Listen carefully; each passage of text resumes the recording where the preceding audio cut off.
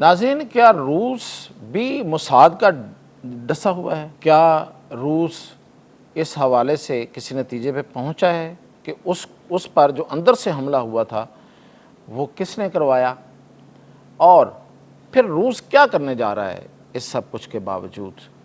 اور پھر یہ کہ امریکہ اگر اس جنگ میں آتا ہے، اسرائیل کا ساتھ دیتا ہے اور ایران پر حملہ کرتا ہے، تو چائنا خاموش رہے گا؟ امریکہ کی جو برتری ہے وہ مشکوک ہو گئی ہے۔ وہ کیسے مشکوک ہوئی ہے؟ اور اس خطے کا نہیں بلکہ پوری دنیا کی سپر پاور اب کون ہے؟ کیا امریکہ ہے؟ اگر امریکہ نہیں ہے تو پھر کوئی دوسری سپر پاور جو ہے وہ خاموش کیوں ہے؟ ان پر بات کرتے ہیں۔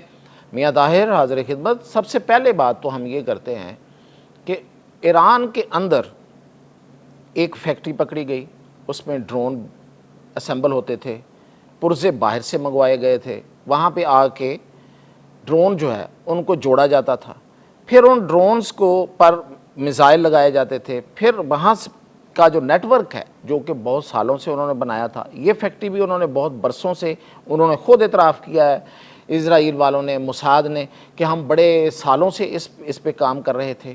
اب وہ جو میزائل انہوں نے اندر لگائے اور جو ڈرون بنائے اور پھر جو نیٹ ورک انہوں نے بچھایا ہوا تھا جو جاسوسی کا اور غداروں کا، اس کے ذریعے انہوں نے ایران کی جو قیادت ہے، فوجی قیادت ہے، خاص طور پہ جو سائنسدان ہیں، ان کو ایک ایک کو چن چن کے ان کو مارا، ان کو قتل کیا۔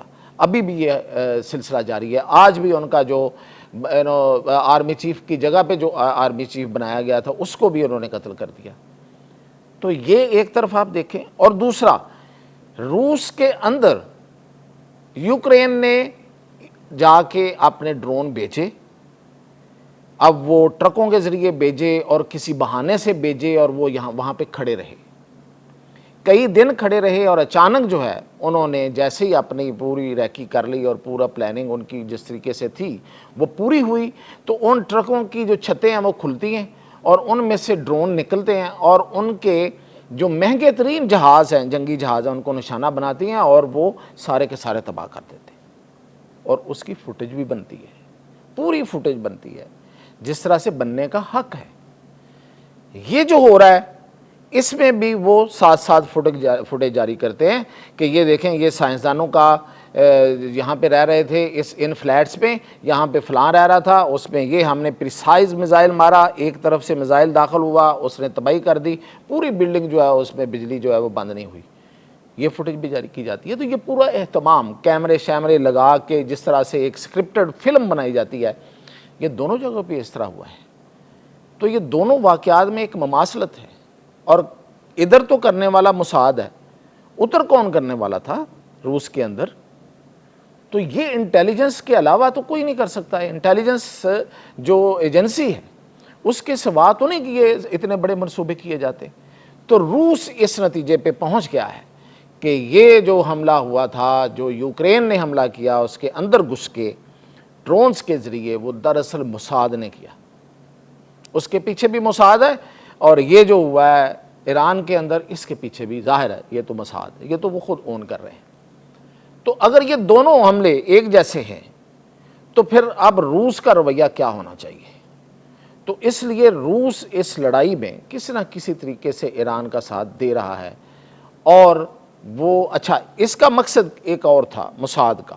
موساد اور اسرائیل نے جس طریقے سے ایران کا گھراؤ کیا ہے، پہلے ایران کی جو تنظیمیں تھیں یعنی کہ حزب اللہ، اس کو ٹارگٹ کیا، اس کو ختم کیا، حماس ایران کی حمایت یافتہ تھی، اس کو تو ختم کیا، پورے غزہ کو ہی ختم کر دیا۔ ہوتیز جو ہیں جنہیں حوثی کہتے ہیں یمن کے، ان پر حملہ کر کے ان کو ان کی طاقت کو توڑا۔ جب یہ سارا انہوں نے کر لیا تو اس سے پہلے اس کے ساتھ انہیں پتا تھا کہ روس جو ہے وہ ایران کا اتحادی رہا ہے، وہ اس کو اسلحہ دیتا رہا ہے، اس سے بڑے دیرینہ تعلقات ہیں، تو اس کو بھی اس نے ویک کیا، اور یہ حملہ کر کے جو اندر جا کے، یہ بہت بڑا حملہ تھا، اس سے روس بہت ویک ہو چکا ہے۔ اب یہ دیکھیں کتنی بڑی پلاننگ کی ہے انہوں نے، کتنی انہوں نے وسیع پلاننگ کی ہے، اور اس کے بعد انہوں نے ایران کو گھیرا اور ایران پر حملہ کیا۔ تو یہ ایک بہت بڑی سازش ہے جو کہ دنیا کے سامنے اب کھل کے آ رہی ہے، اور وہ ممالک جو اس سازش کا حصہ بنے اور جو آئندہ بن رہے ہیں یا بن سکتے ہیں، وہ سوچ رہے ہیں، وہ اس پہ غور کر رہے ہیں، اور وہ اس پہ بڑی گہری نظر رکھے ہوئے ہیں کہ یہ اگر یہ سب کچھ ہو سکتا ہے تو ہمارے ساتھ بھی بہت کچھ ہو سکتا ہے، تو اور اسرائیل کے اگلا نشانہ کون ہوگا، کون ہوگا؟ یہ تو اب میرا نہیں خیال کہ میں آپ کو بتاؤں گا، آپ مجھے بتائیں، یہ حقیقت ہے، سب کو پتہ ہے کہ کون نشانہ ہوگا۔ اس لیے ہر کسی نے اپنے آپ کو الرٹ کیا ہوا ہے، اور اس خطے کی جو اس دنیا کی اس وقت جو طاقت ہے وہ امریکہ نہیں رہی۔ امریکہ اگر اس میں شامل ہوتا ہے اس جنگ میں تو پھر اس کو خمیازہ بھگتنا پڑے گا۔ میں آج آپ میری بات یہ نوٹ کر کے رکھ لیں، وہ اس جنگ میں نہ بھگتنا پڑے تو کسی اور جگہ پہ بھگتنا پڑے گا، تائیوان میں بھگتنا پڑے یا کسی ساؤتھ چائنا سمندر کے اندر بھگتنا پڑے، وہ بھگتنا پڑے گا، اس کا بدلہ لیا جائے گا۔ اس لیے کہ یہ دنیا کی جو طاقت ہے وہ شفٹ ہو چکی ہے، وہ امریکہ کے پاس نہیں رہی ہے۔ امریکہ سپر پاور نہیں رہا، اس کے پاس اسلحہ ضرور ہے، اس کے پاس بڑکیں ضرور ہیں، اس کے پاس ماضی کی اپنی عظمت کو جگانے کے لیے باتیں ضرور ہیں، لیکن اس کے F-35 ایران کے اندر گرے ہیں۔ بالکل F-35 جو جدید ترین جہاز دنیا کا وہ کہتے ہیں، وہ دعویٰ کرتے ہیں، وہ گر گئے، وہ 3 سے 4 گرے ہیں۔ ایرانی اب اس قابل نہیں ہیں کہ وہ ان کو دکھا سکیں یا ان کو اتنا وہ سراؤنڈڈ کیا گیا ہے، لیکن وہ گرے۔ اور وہ F-35 جو ہیں ان میں کوئی طاقت بھی نہیں تھی، میں آپ کو بہت پہلے بتا رہا تھا کہ وہ بہت بڑے جہاز نہیں ہیں، تو جس کے جہاز گر جائیں وہ کون سی طاقت ہوتی ہے؟